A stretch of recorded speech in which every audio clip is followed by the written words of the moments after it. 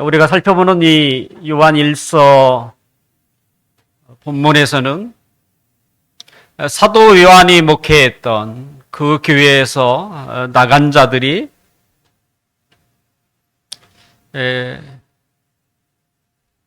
하나님을 배신한 거죠.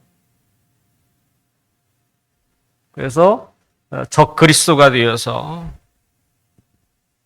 많은 성도들을 미혹하는 자로 지금 서게 되는 것을 사도는 우리에게 소개하고 있습니다. 그러니까 우리가 교회를 다니면서 우리 주위에 하나님에 대해서 때로는 신앙과 우리의 믿음에 대해서 끊임없이 미혹을 하는 자들이 많다면 얼마나 우리가 혼란스럽고 또 불안하겠습니까? 청해 이단 대책위원회에서 활동하셨던 한 교수님은 한국교회의 4분의 1이 이단이다. 이렇게 말을 했습니다. 아마 데이터가 있었던 것 같아요. 그러니까 4개의 교회 중에 하나가 이단이라는 얘기죠. 그러니까 이단이라고 하는 존재는 우리가 생각한 것만큼 훨씬 더 많다라고 하는 것을 증명하기도 합니다. 또 더욱 놀라운 것은 신천지의 유혹에 넘어간 목회자의 수도 200명이 지금 넘어섰다고 해요. 어떻게 신학을 배우고 교회를 섬겼던 목회자가 이단인 줄 알면서도 그 이단의 유혹에 넘어갈 수 있는가? 혹! 한두 명! 우리가 이해할 수 있겠지만 그들의 숫자가 200명이 넘는다는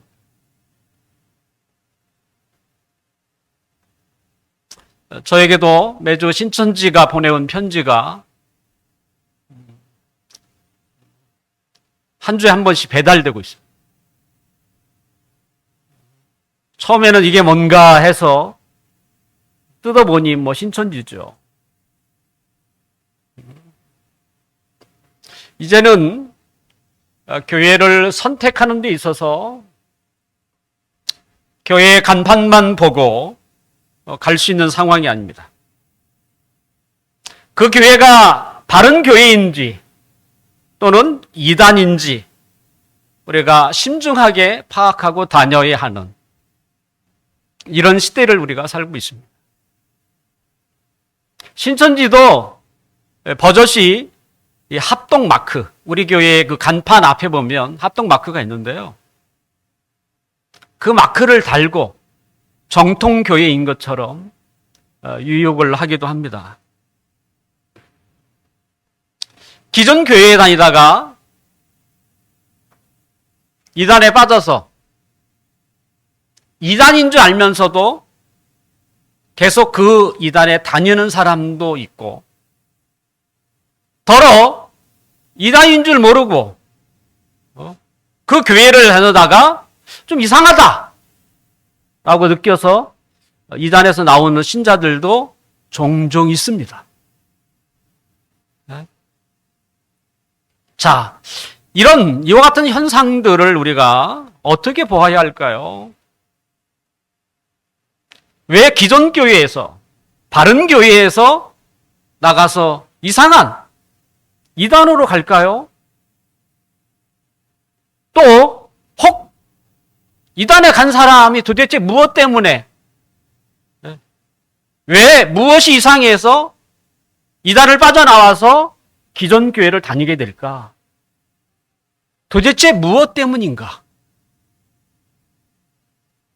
오늘 사도는 우리에게 그 해답을 이야기해 주고 있습니다. 지금 사도 요한은 우리의 신앙과 믿음을 거짓으로 몰고 갈 이 미혹하는 자들 때문에 이 본문을 기록하고 있다. 이렇게 이야기하고 있는데요. 오늘 본문 26절 함께 읽어볼까요? 시작. 너희를 미혹하는 자들에 관하여 내가 이것을 너희에게 썼노라. 우리의 신앙과 우리의 믿음을 곁길로 가도록 하기 위해서, 다른 길로 가도록 하기 위해서 그 미혹하는 자들 때문에 내가 지금 이 본문을 쓰고 있다. 이렇게 이야기하고 있는 게 아닙니까? 예수님이 다시 오시는 그날까지 이 땅에 미혹하는 자들은 사라지지 않습니다. 그때까지 사단은 끊임없이 이단을 만들 것이고 또 이단을 통해서 기존 교회의 성도들을 유혹할 것입니다. 그러므로 이단의 출현을 우리가 못마땅하지만 인정해야 합니다. 받아들여야 하는 거예요. 그리고 그들과 영적인 싸움을 끊임없이 해야 한다는 것이죠. 우리가 예수님을 믿음으로 하나님의 자녀가 되었습니다. 그리고 하나님 나라의 시민이 되었습니다. 그때부터가 우리는 사단과의 전쟁을 선포하는 거예요. 일명 보이지 않는 싸움, 영적 전쟁이죠. 하나님의 자녀가 되기 전에는 이런 싸움을 할 필요가 없습니다. 하지만 우리가 하나님의 자녀가 된 이후서부터는 이제 보이지 않는 영적 싸움이 시작이 된 것이죠. 이단은 하나님의 나라를 무너뜨리려고 하는 사단의 전략입니다. 예수님께서도 마태복음 24장 24절에 보면 택하신 자들을 미혹하기 위해서, 그러니까 하나님을 잘 믿는 사람들이죠. 그들을 미혹하기 위해서 사단이 거짓 선지자들에게 큰 표적과 기사를 행할 수 있도록 능력을 준다는 거예요. 또한 사도 바울은 고린도 후서 11장 13절 이하에 보면 사단이 변장술에 자기를 가장하는 일에 달인이라는 거 아닙니까? 그래서 사도로 가장하고 때로는 의의 일꾼으로 그리고 하물며 광명의 천사로까지 자신을 변장한다 이렇게 되어 있습니다. 더군다나 그와 같은 일은 아무것도 아니라는 거예요. 쉽게 할 수 있다는 것입니다.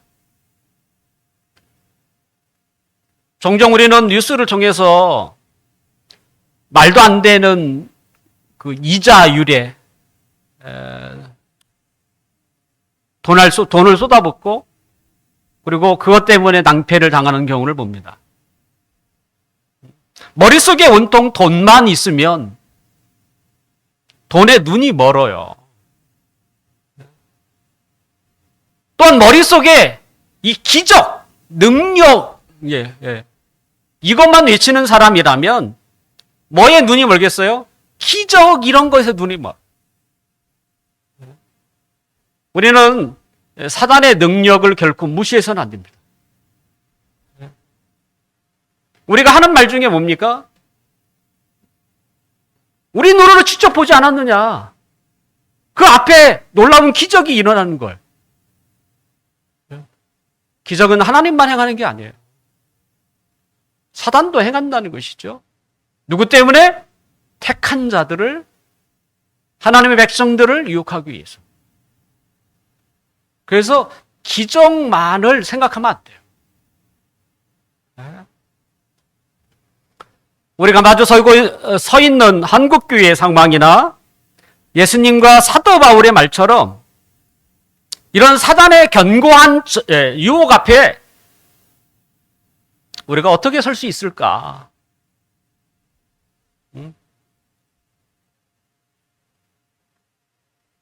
시골에서 순수한 참기름을 짜서 서울에 가면 많은 사람들이 높은 가격에 살 것이다라고 생각했던 노 부부가 서울에 와서 참기름을 팔았더니 도리어 서울 사람들이 그런 맛을 처음으로 맛보고 가짜 참기름이다. 뭐 이런 이야기를 했다는 거 아닙니까?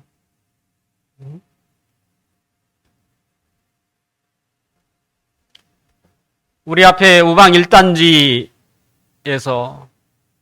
입주가 시작할 때에 막 그쪽에서 이 교회 간판이 안 보인다고 우리 교회를 2단으로 보았습니다. 교회 간판이 없다고. 이 앞에는 있는데 옆에 없다고.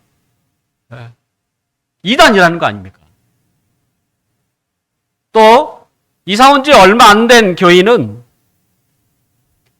이 교회가 전도를 하는 것 같지 않다고 해서 사이비가 아닌가, 이상한 교회가 아닌가 이렇게 생각했다는 거 아닙니까? 제가 지어낸 이야기가 아니라 직접 들은 이야기입니다. 이단과 참 교회를 어떻게 간판 하나로 구분할 수 있겠습니까? 또는 전도를 안 한다고 해서 그게 이단인가요?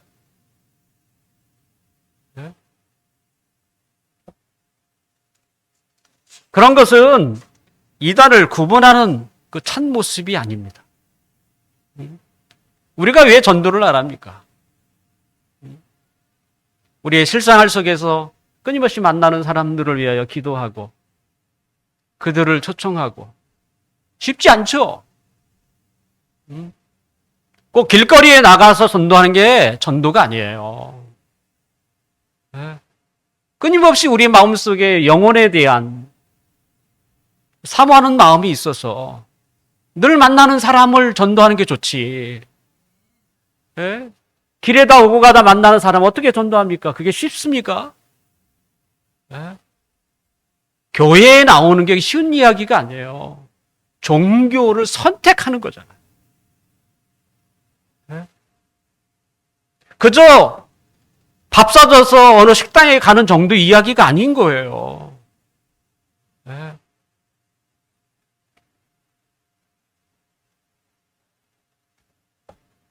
결국 이 교회도 이단이라는 소리를 듣고 이상한 교회라고 하는 소리를 들었어요. 저는 그 말을 들을 때마다 참 어처구니 없다. 그가 직접 이곳에서 와서 예배도 드려보고 더군다나 한 번으로 되겠습니까? 몇 주 나오면서 정말 이 교회가 바른 교회인가 살피는 일이 필요하지. 그저 간판 하나 안 달았다고 이단이고 더군다나 노상에서 전도 안 한다고 이단이고 이러면 그게 참된 구분인가라는 것입니다. 사도는 미혹하는 자들이 많은 그 당시에 이 미혹하는 자들에게 넘어가지 않는 비결을 우리에게 소개하고 있습니다. 그것이 바로 27절에 27절 함께 읽겠습니다. 시작. 너희는 주께 받은 바 기름 부음이 너희 안에 거하나니 아무도 너희를 가르칠 필요가 없고 오직 그의 기름 부음이 모든 것을 나에게 가르치며 또 참되고 거짓이 없으니 너희를 가르치신 그대로 주 안에 거하라. 사도가 우리에게 말하고 있는 핵심이 이겁니다. 너희는 주께 예수님을 통해서 기름 부음을 받았다라는 거예요. 사도는 27절뿐만 아니라 20절에서도 너희는 거룩하신 자에게서 기름 부음을 받고 모든 것을 안다. 이렇게 말하기도 했습니다. 자, 이 기름 부음을 받았다는 게 뭘까요? 이 기름 부음이라고 하는 것은 성령 하나님, 성령님에 대한 상징적인 표현이에요. 자, 기름 부음. 우리에게 생소한 단어이지만 구약 시대에, 구약 성경의 배경에 보면 하나님이 특별하게 임명하신 사람에게 기름을 부었어요. 말 그대로 붓는 것이에요. 이렇게 찍는 게 아니에요. 이렇게.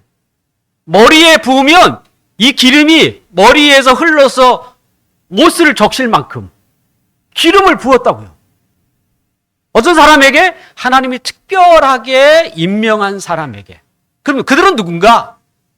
왕, 그리고 대제사장, 그리고 선지자입니다. 이들은 하나님의 나라를 잘 보여주는 중요한 사람들이에요. 그래서 이들을 세울 때에는 어떻게? 기름을 부었어요, 머리에. 흥건하게 부은 거죠, 사실은. 옷이 젖을 만큼. 그러니까 머리로부터 사실은 발끝까지 하나님이 당신을 선택하셨다. 그런 의미에서 이 기름 부음이 있었습니다. 이런 하나님의 기름 부음이 있으면 그에게 특이한 현상이 일어났습니다. 어떤 현상이냐면 하나님의 신, 우리가 얘기하는 성령님이 그에게 임재하기 시작했어요.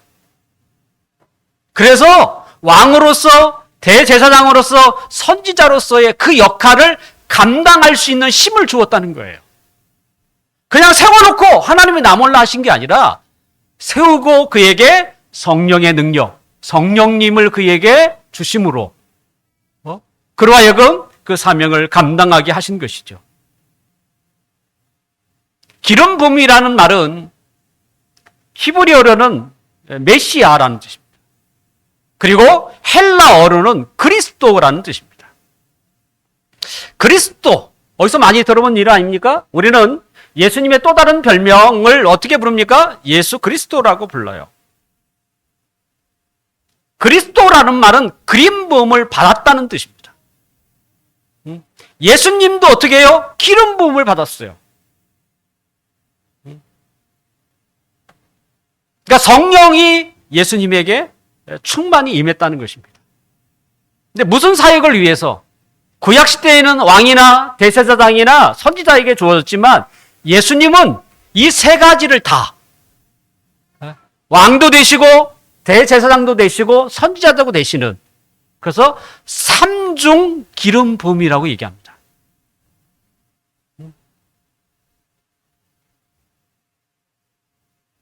결국 예수님은 왕으로서 대제사장으로서 선자로서 그 역할을 감당하세요. 근데 여기서 끝난 게 아닙니다. 그 예수 그리스도를 믿는 자들에게 예수님이 어떻게 해요? 그에게 기름을 부으세요. 그래서 예수 믿는 사람에게는 성령님께서 그 안에 어떻게 해요? 들어가시는 거예요.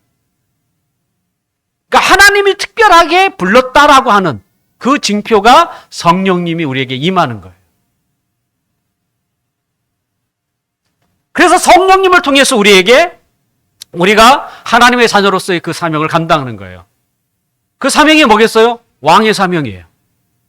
대제사장의 사명이에요. 선지자의 사명이에요. 베드로는 하나님을 믿는 자녀들에게 너희는 왕 같은 제사장이라고 불렀어요. 왕도 되고 제사장도 된다는 것이죠. 하물며 선지자도 되는 것입니다. 그러니까 예수님이 받은 그 기름 부음을 우리에게도, 그를 믿는 자들에게도 주님이 주신 것이지요. 그러므로 우리가 예수님을 믿는 것과 믿는 사람에게 들어오시는 성령님은 별개가 아닙니다. 그것은 하나입니다. 모든 예수 믿는 사람들에게 누가 오냐? 성령님이 그 안에 들어오세요. 더군다나 이 성령님은 우리로 하여금 예수님을 믿게 하는 데 있어서 역사하시고 작용하셨던 분입니다. 우리는 내가 예수님을 믿은 것 같고 내가 결심한 것 같지만 그렇지 않습니다. 이건 결심해서 될 일이 아니에요. 하나님이 내 마음을 감동시켜 있어서. 그 하나님이 누구예요? 성령님이시죠. 성령님이 나를 감동하셔서 그 복음 앞에 내가 믿어지게 하시고 그걸 통해서 회개하게 하시고 내가 하나님의 자녀라고 하는 큰 확신을 갖게 된 거예요. 이게 누구로부터? 성령님이 그 일을 하셨어요. 우리는 모르지만. 그래서 사도 바울은 고린도전서 12장 3절에 보면 성령으로 아니하고는 누구든지 예수를 주시라, 주님이라 할 수 없다는 거예요. 우리가 언제 예수님을 주님이라고 부릅니까? 예수님을 믿을 때 주님이라고 불러요. 근데 누가 그 일을 하게 하셨다는 거예요? 성령님이 그 일을 하게 하셨다는 거예요. 그러므로 구원은 성령님의 능력이 아니면 그 누구도 얻을 수 없는 것입니다.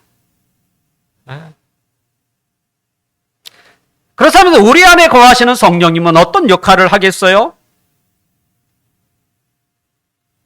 그 성령님이 하시는 일은 굉장히 많습니다. 우리를 진리로 끊임없이 인도하세요. 왜? 진리만이 우리에게 생명이고 진리만이 우리에게 능력이기 때문에 끊임없이 우리를 진리 가운데로 인도하여. 뿐만 아니라 성령님은 우리의 구원을 끝까지 책임지세요. 한 번 구원은 그래서 영원한 구원이라는 말이 거기서 나오는 거죠. 우리가 예수님 믿음으로 하나님의 자녀가 되었다면 그 자녀의 신분이 끝까지 지켜지도록 하는 것이 성령님의 역할이세요. 또한 성령님은 우리가 필요할 때마다 우리에게 도움을 주는 분이에요. 사람마다 필요한 것들이 얼마나 다양하겠습니까? 하지만 그 모든 것을 능히 주실 수 있는 분이 누구냐? 성령 하나님이다. 이렇게 말을 할 수 있습니다. 자, 미혹하는 자들이 많은 세상 속에서 성령님의 역할은 굉장히 중요합니다. 왜냐하면 이 성령님은 참과 거짓을 판단하게 하시기 때문에 그렇습니다.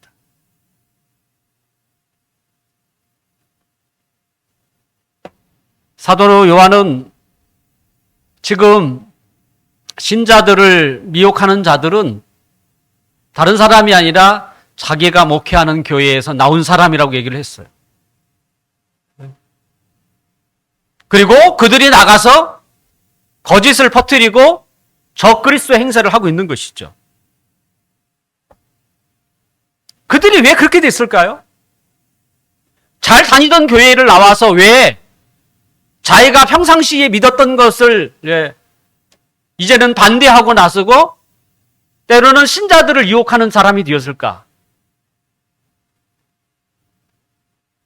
그것은 그들 안에 성령님이 계시지 않았기 때문에.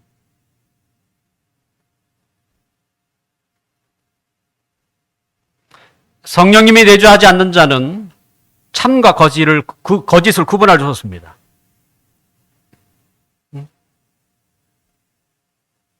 그렇기 때문에 그들은 기존교회에서 얼마든지 나가서 배신자가 될 수 있습니다.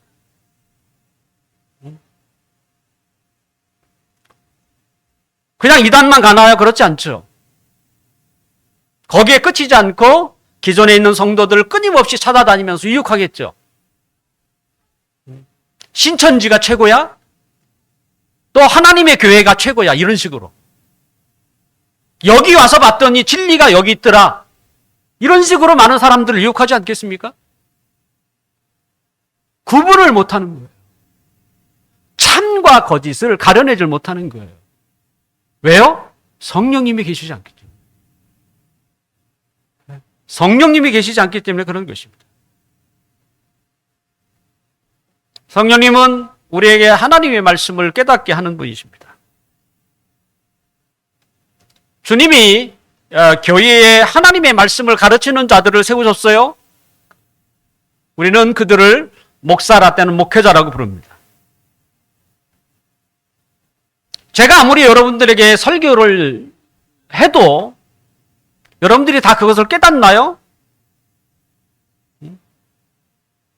제가 설교한 만큼 다 깨달으면 혹시 그런 사람이 있다면 그는 정말 성인 군자가 될 것입니다.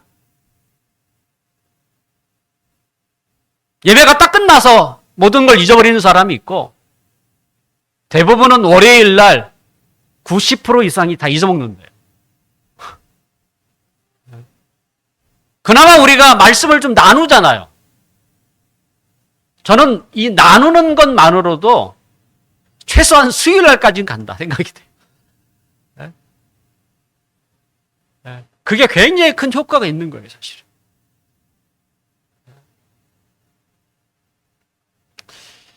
제가 운동 삼아 탁구를 치다 보면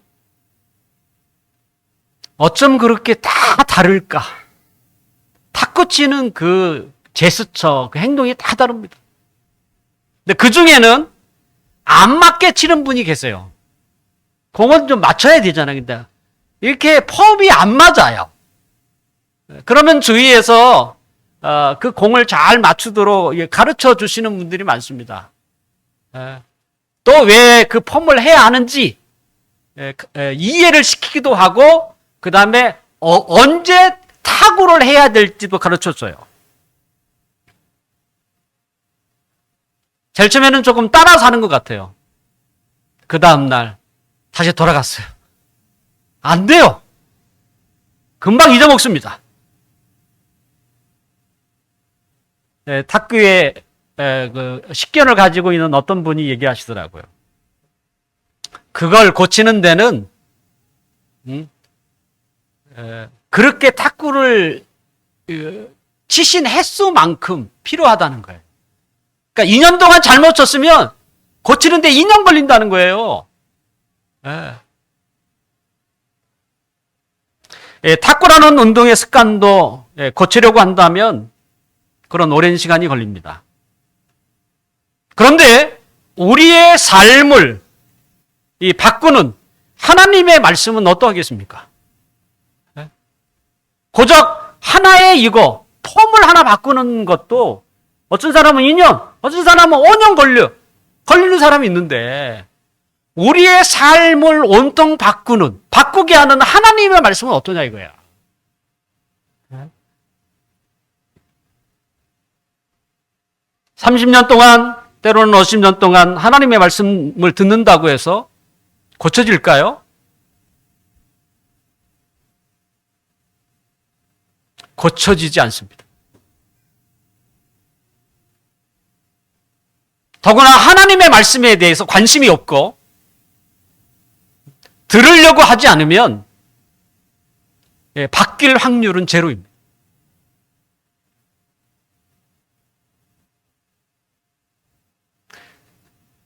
우리가 하나님의 말씀을 통해서 삶을 바꾸려고 정말 한다면 조건이 있습니다. 그 조건이 충족되지 않으면 아무리 많은 시간이 투자한다고 해도 변하지 않습니다. 그 조건이 뭐예요? 그것은 하나님의 말씀을 들으려고 하셔야 돼요. 경청해야 돼.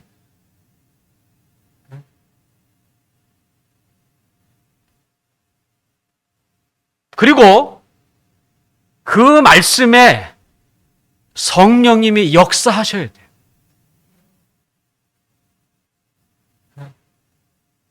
이게 조건입니다. 이 조건이 되면 사람이 변해요. 그러니까 변하기 시작하는 거예요. 하나님의 말씀을 들으려고 하고 그 말씀에 성령이 역사하셔야 돼요. 반드시. 성경에 보면 이런 구절이 있습니다. 귀 있는 자는 성령이 교회들에게 하신 말씀을 들을지어다. 성령이 하시는 말씀을 들을지어다. 귀가 있는 자. 아니, 귀가 없는 사람은 어디 있어요?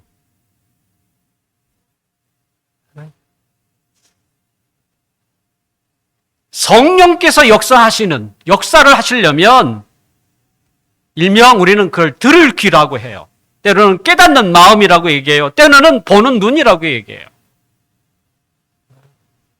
모세는 신명기 29장 4절에 깨닫는 마음, 보는 눈, 듣는 귀라고 똑같이 표현했어요.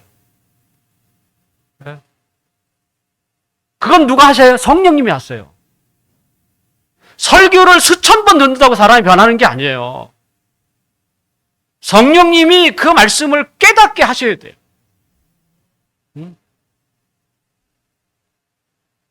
극단적으로 표현하면 성령님이 들을 귀를 주지 않으면 수십 년 동안 설교를 듣고 또는 성경을 읽고 또 성경을 암송해도 삶에는 어떤 영향도 미치지 않습니다.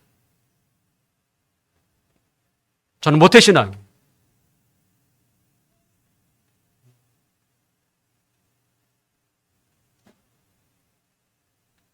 어렸을 때도 신앙생활하면서 얼마나 많은 과정들을 다 제가 지켜보고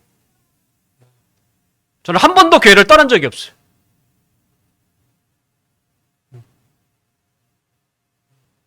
안 바뀌더라.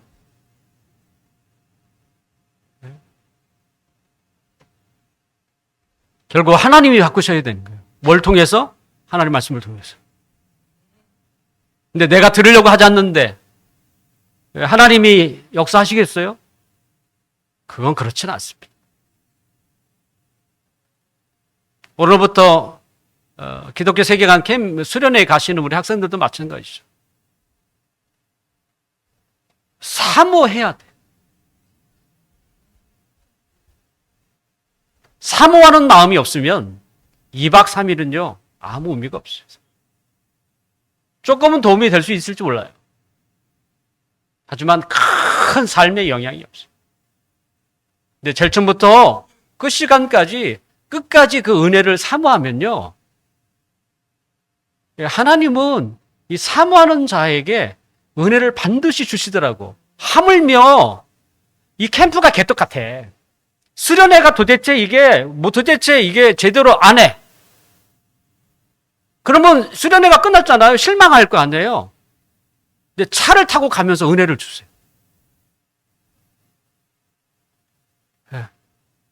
그것도 수련회 일정이라. 저는 그런 걸 굉장히 많이 체험했어요. 제가 은혜를 사모했는데 하나님이 주시지 않는 경우는 한 번도 없었어요.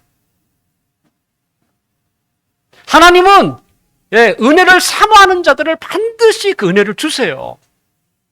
설령 캠프에서 받으면 훨씬 좋죠. 근데 캠프가 엉망이요. 제대로 안 돼. 그럴지라도 하나님은 어떤 방편이라도 은혜를 주시더라고. 근데 이런 사모하는 마음 없이 그냥 간다. 은혜 받겠습니까?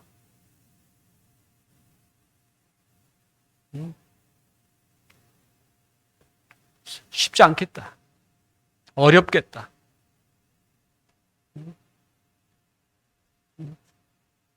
캠프 기간 중에라도 빨리 마음을 바꾸셔야 돼요. 하나님 지금이라도, 지금 수련회 반이 지났는데 지금이라도 내게 은혜를 주십시오. 마음을 바꾸셔야 돼요. 그건 성경이 이야기하는 거잖아요. 하나님을 찾아라. 그럼 하나님이 만나주겠다라고 말씀하신 것이죠.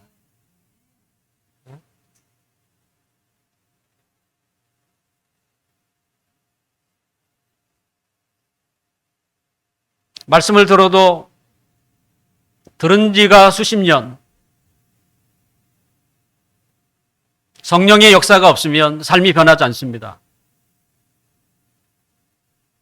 그렇게 30년을, 40년을, 50년을 들었어요. 그러면 끝나나요? 예. 말씀을 들은 경력이 사람을 이상하게 변화시킵니다. 그걸 부작용이라고 불러요. 말씀을 들은 횟수가 이상하게 변해요. 그걸 멋지게 표현하면 종교적 엘리트라고 표현하는 거고, 또 다르게 표현하면 괴물입니다. 괴물 되는 거예요. 네? 종교적 엘리트가 뭡니까? 내가 지금 교회 다닌 지 몇십 년, 30년이야. 이렇게 나오는 거예요. 네? 근데 삶이 하나도 안 변하는 거죠. 그게 뭐예요? 그건 괴물이에요. 네? 부작용이 생기는 거예요. 많은 시간을 기도에 쏟아부어도 마음이나 삶의 변화가 찾아오지 않으면 거기에도 부작용이 발생합니다.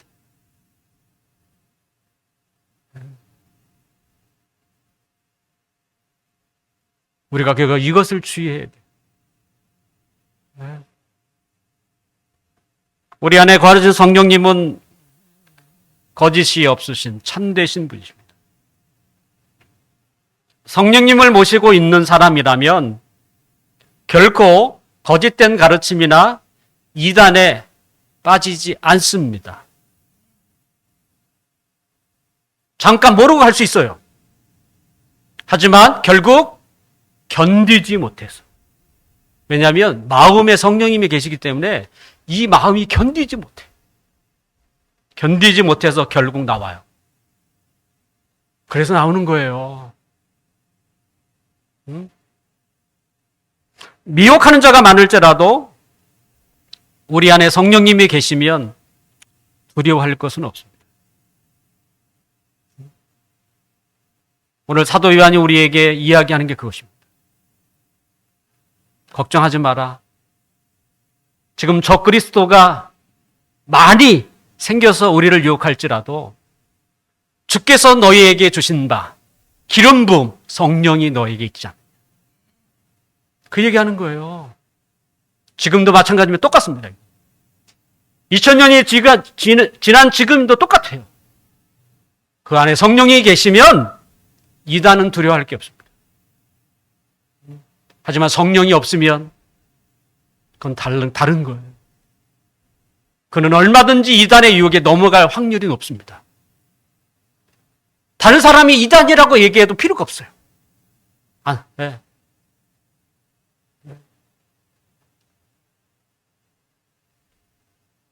결국 성령님께서는 우리의 삶을 변화시키기 위해서 하나님의 말씀을 사모하게 하고 그 말씀을 깨닫게 하셔서 우리의 삶을 그 말씀 안으로 들어가게 함으로 조금씩 변화를 시킵니다.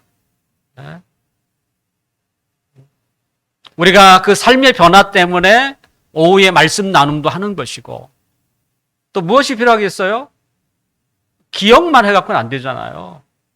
기도가 거기에 필요하죠.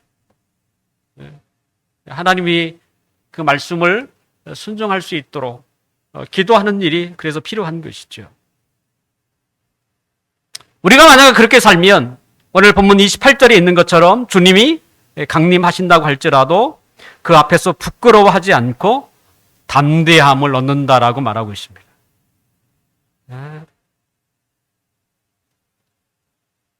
주님은 의로우신 하나님이라고 사도 요한은 우리에게 얘기합니다. 그리고 우리가 그의 말씀을 따라 살면 우리도 어떻게? 의롭게, 선하게 하나님의 뜻 가운데 살아갈 수 있는 것이죠.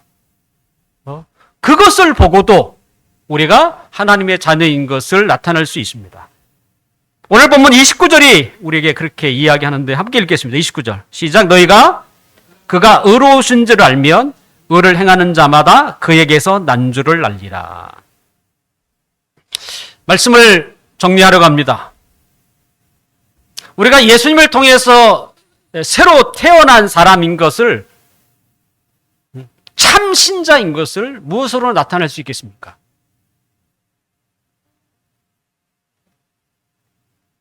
그것은 우리 안에 거하시는 성령님입니다. 내 안에 성령님이 있다는 증거는 뭡니까? 내가 예수님을 믿었다는 증거예요. 또한 성령님이 깨닫는 마음을 우리에게 주심으로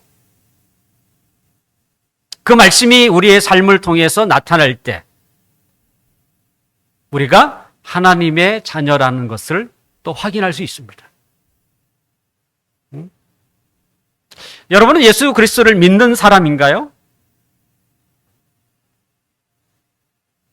만약 그렇다면 여러분 안에 성령님이 계시는 것도 여러분 아셔야 합니다.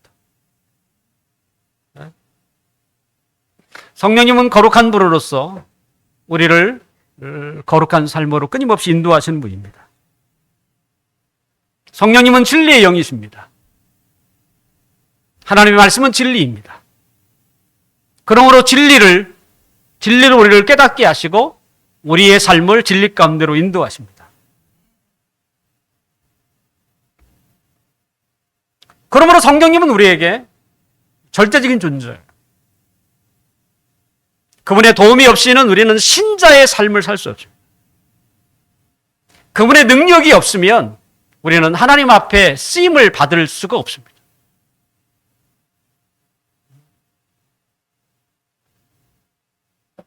그러므로 우리의 기도 속에 끊임없이 우리는 성령의 능력을 구하셔야 돼요.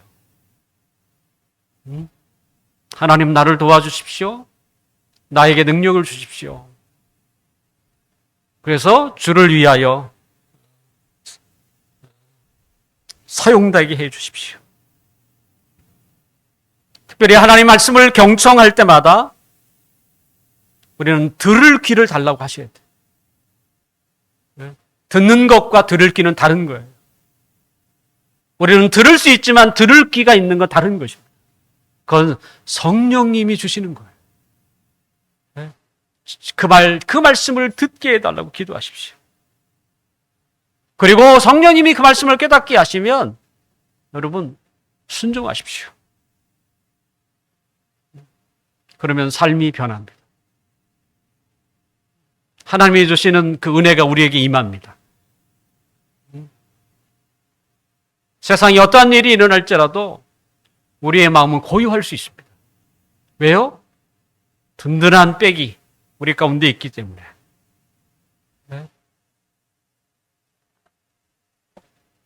그러므로 성령님은 우리에게 최고의 선물이에요. 무엇을 두려워하십니까? 여러분 안에 성령님이 계시는데. 그 성령님을 믿고 오늘도 내일도 힘차게 하나님의 자녀로서의 그 모습을 갖추며 살아갈 수 있기를 주님의 이름으로 축원합니다. 같이 한번 기도하겠습니다. 아버지 하나님.